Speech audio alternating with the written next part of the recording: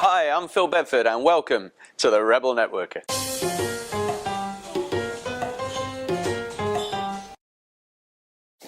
So on this week's show, we're going to be continuing with our behavioural style segment, and we're going to be talking about the nurturer. Now, some of you out there have already realised this is very similar to DISC or the Platinum Rule, and you're absolutely right. What we've done is use our own terminology to make it more applicable to networking and easier to remember the terms. Okay, so our nurturers tend to be a lot different to the two previous behavioural styles. They tend to like things a lot more decisive, a lot quieter in their voices. They like to take their time when they're thinking.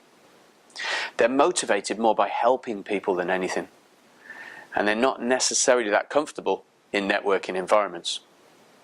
So you'll already notice how I've slowed my voice down, my energy levels are down. This is actually what we need to do when we're talking to nurturers. You can spot the nurturers because they tend to be a lot more reserved. Often in networking events they'll only turn up if they have somebody with them because they're rather nervous. They tend to wear more comfortable dress, so it's not about dressing well, it's about being comfortable. They tend not to wear jewellery unless it's been gifted if they're a lady. In this part of the world, in Dubai, we see a lot of guys with jewellery. That's more of a cultural thing for the nurturers. They tend to love listening, so you'll often see them one-on-one in conversations. So they love people just like the promoters, but they're not in big groups. They're one-to-one. If you're networking with a nurturer, it needs to remember that they want to know that you're a real person, that you care, that you're enjoyable to talk to, and actually that you're not too energetic. So keep the energy levels down and just try and blend. Remember, they're after a long-term relationship because they care.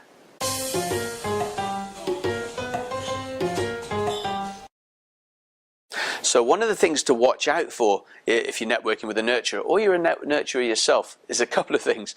Number one is nurturers don't like to say no because they don't like to upset people. This means that they can get pushed and pushed and pushed and pushed and pushed and pushed to do stuff they don't want to do until one day they explode. So just remember, just not to abuse the nurturers. They tend to have a whole emotion inside them, but you can't see it on their face. So again, if you're trying to push a decision from a nurturer, it's not going to happen. You need to back off and let them make their decision themselves. So nurturers, they can often be ignored because they are quiet, and in networking environments, go-getters particularly will tend to shy away because they don't necessarily see you as somebody who's successful in business. So remember, if you're a nurturer and you want to be seen, you need to maybe speed it up a little bit and pick up your confidence levels.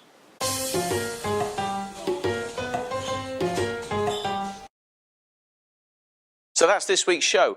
I hope we've given you some idea on how you can network with nurturers, or if you are one, what you can be doing to improve your networking. Next week, we're going to be looking at examiners. We'll see you on the next show, Rebel Networker.